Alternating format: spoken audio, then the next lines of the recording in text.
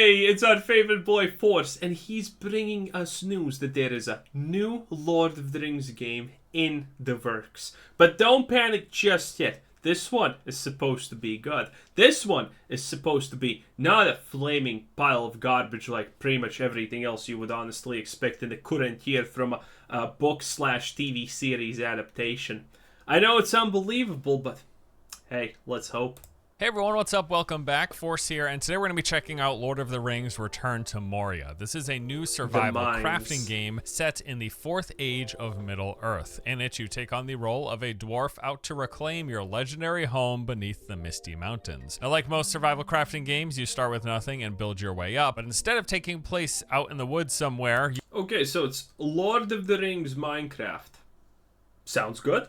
You are in the mines of Moria, and rather than crafting random weapons and tools, you're discovering blueprints for mythical dwarven weapons and armor from the Lord of the Rings. Now, today's video is sponsored by North Beach Games. They gave me an early hands-on look at Return to Moria. I got to spend a bunch of time playing the game over these last few days, and so today I've got the knowledge and we'll be bringing you a closer look and telling you what this game is all about. So let's jump right in and... That looked good.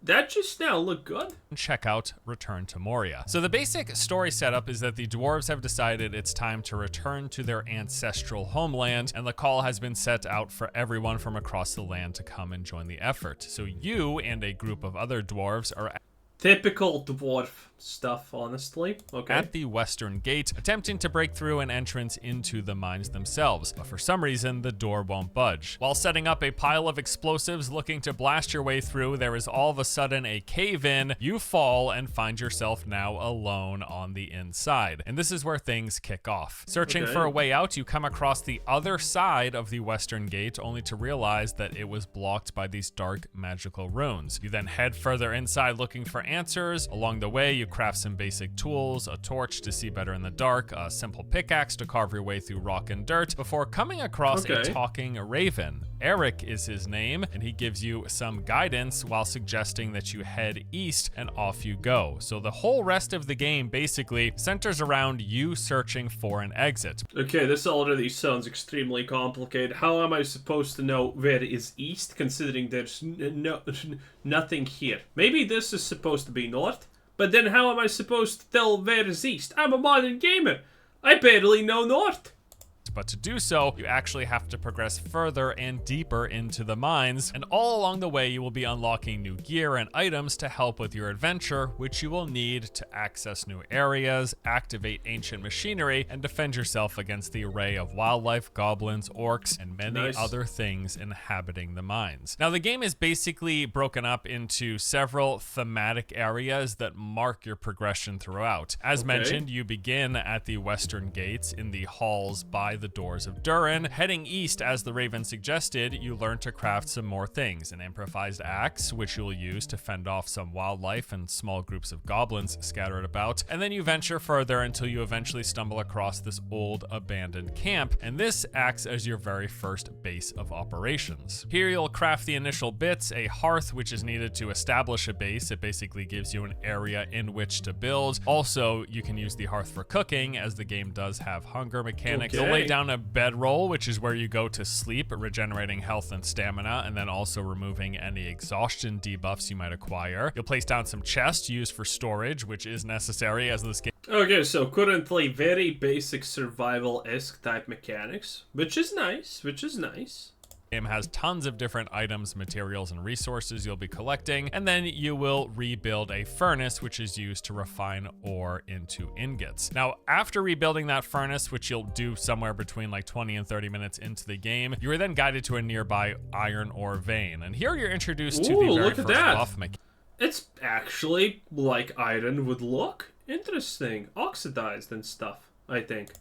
Basically, while you are mining, you will occasionally be struck with inspiration, at which point you start to sing a song. Now, completing this song will then give you a buff, which removes the stamina cost while mining, which is pretty huge, and this will last for several minutes. Now, there's multiple different types of buffs and different ways you can get buffs in the game, but this mining one is one of the first ones you're introduced to, and it is entirely useful. And also kind of cool because it's like thematically correct, right? The dwarves are out there swinging away, singing a song to help pass the time and make the work a bit easier. So you've got this makes stuff, sense. you head back to base, turn the ore into ingots, and then those ingots are used to rebuild a forge. And then at that forge, you craft your very first, like, good set of gear, basically, which is an iron sword and Iron Hills shields. And this is your early introduction to the game's different tiers of items that are above the field crafting, which basically brings us to how progression works in this game. Field crafting is what you start with. These are the items that you can make early on and can be crafted easily as well as on the go. Wait. There's a llama?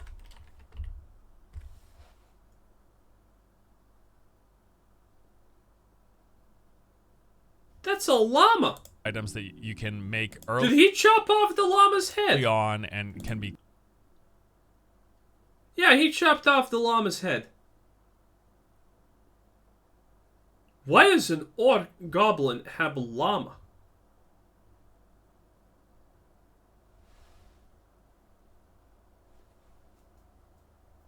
I need explanations. crafted easily as well as on the go. So as mentioned, this will include like improvised weapons, basically your tier 0 weapons to start at the very beginning of the game, but then also basic tools like the torch, pickaxe, and making your first backpack, extra storage space on the go. And then eventually you learn to craft more things like flares, but most importantly hammers, and this is a tool needed to rebuild statues, which is unlocking recipes, and this is a big part of your overall progression in the game. Now, as mentioned, the game is broken up into multiple distinct themed locations that So, right off the bat, we have your basic stuff that you would expect in a survival game. Get materials, make stuff. That stuff allows you to get better materials, make better stuff, and rinse and repeat until you get to the end. That's good. That's a pretty good game loop. But the fact that there's statues and that unlocks recipes means that there's a lot of exploration. You can't just set a base camp and, you know, play the game in like 1/100th of the map and just finish it like that. So there's forced exploration. That's pretty good. That's cool. I like it, honestly.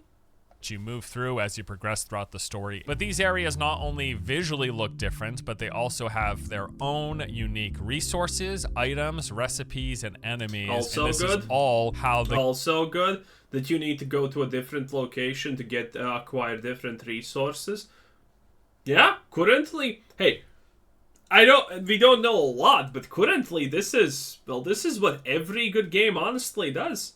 Every good survival crafting game pretty much does the same thing. They tell you make a base, you scrounge resources in the near vicinity, and then you move out to different places with different things and acquire different objectives. That's pretty good. Can't even complain about that.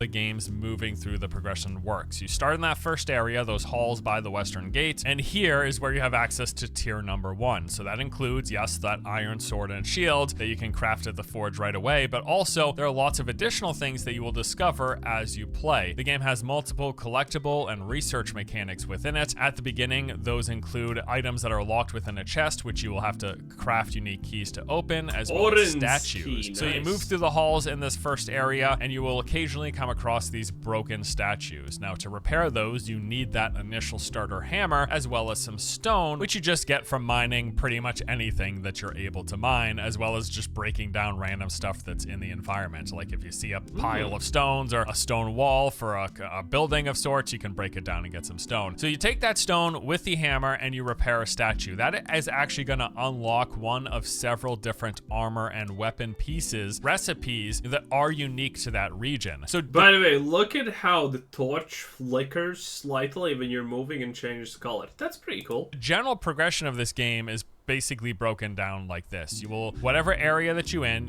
you explore the area, picking up any items and resources you come across. You'll mine stones and any ore veins that you see, open chests, which require those keys, or they can be broken into actually if you deal enough damage. You find altars. These are also scattered about, replacing carvings that you pick up in the environment. Putting them on the altars opens them up to reveal some hidden treasure inside, usually pretty valuable stuff. And you rebuild any statue you come across, because this is one of the major progression points. Every statue you rebuild will unlock one of the available recipes for that tier of weapons and armor that is exclusive to the area that you're within. So Okay, that's everything we know so far is pretty basic, but that's a good thing, okay?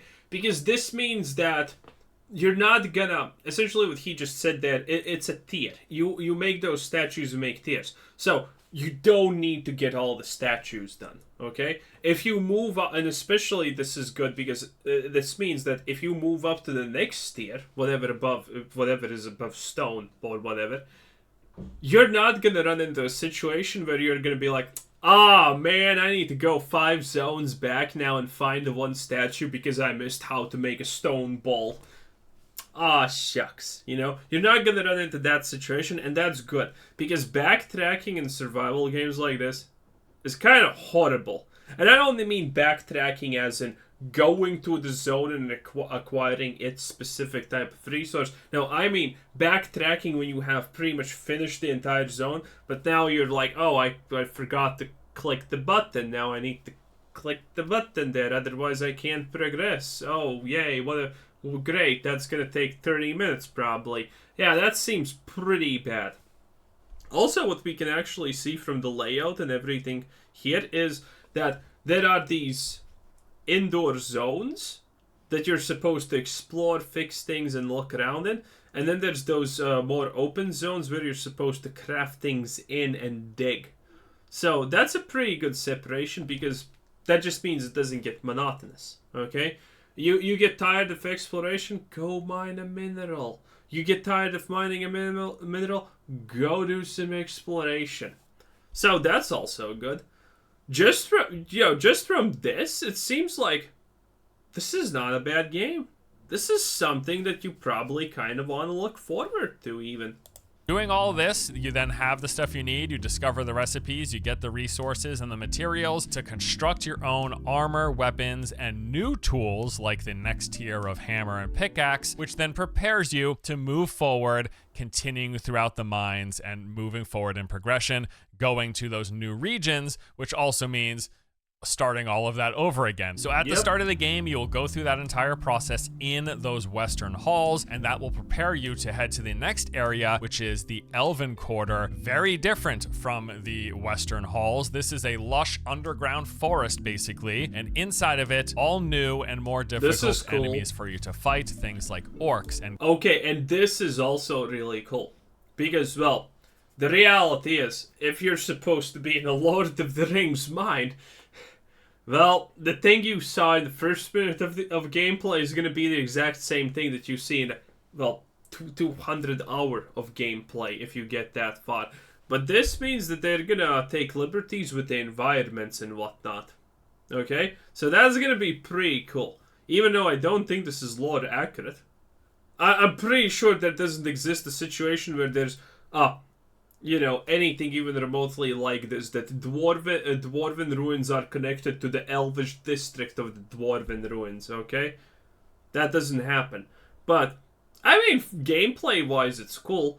You obviously, if you make it that it's the same dreary, same corridors constantly over and over and over again for $200, people are not gonna like it. So, obviously, you need to take some liberties with how you're gonna do this. And this is a pretty decent direction and way to do it. I like it. Cave bears, other sorts of wildlife. You're also introduced to hordes here at one point, which are just like these massive waves of goblins and orcs charging at you. But also, again, yes, there will be new resources, new recipes, and new treasure to discover. There's also this massive elven forge, this like unique point of interest located in this Elven Quarter, and you're able to go there once you repair it, which is like a whole sort of like mini game, puzzle solving. You look for pieces, you put them back, you repair the forge, and then you're able to craft unique items. And the game has lots of stuff like this, these unique points of interest and areas dotted along the way as you're progressing from one region to the next. Now, in the Elven Quarter, yes, you go through and you repeat. He hasn't shown equipment at all, but I'm assuming it's, just the basic hat, armor, and stuff like that. I would love to have like a Terraria trinket system or something like that. That would be really cool. And seemingly there's no talent points also.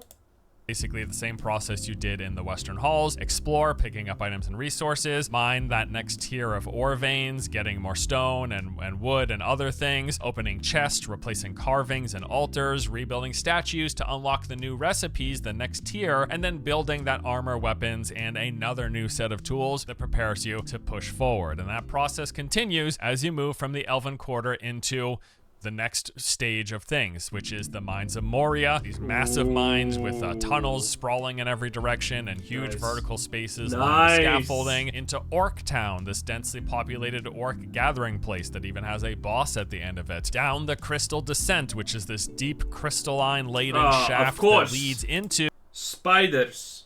Of course.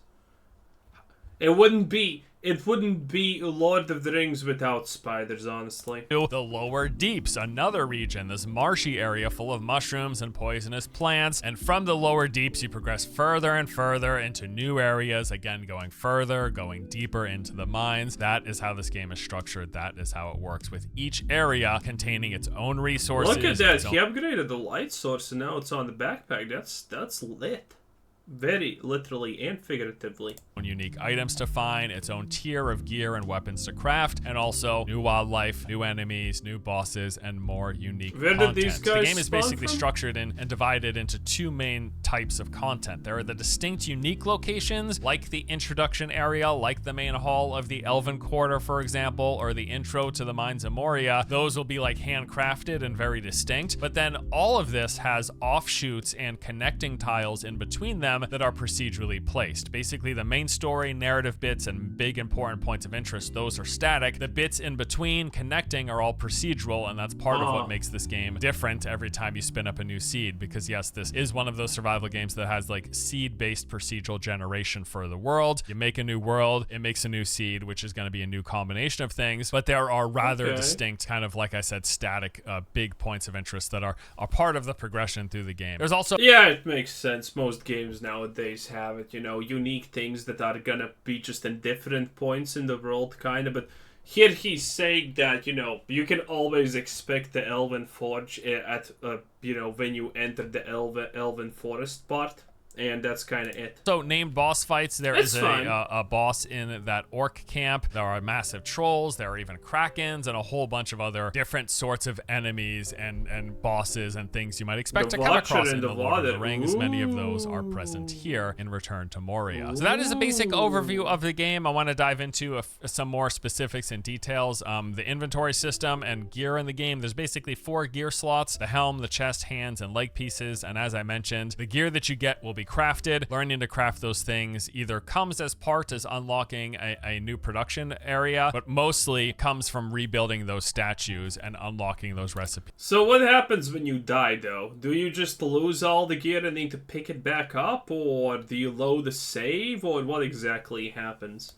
As a result, you've got your backpack. You start off with a basic backpack. As you progress, you'll make larger backpacks that have more storage. There's also a stats tab in the game with a whole bunch of detailed information, numerical values for all these different stats in the game as it pertains to your survival, your combat capabilities, your damage resistances, and your energy and stamina regeneration. You do have a map which will lay out all of the tiles, more or less, these connected pieces, those main areas that are like pre-established, but all of the procedural ones in between.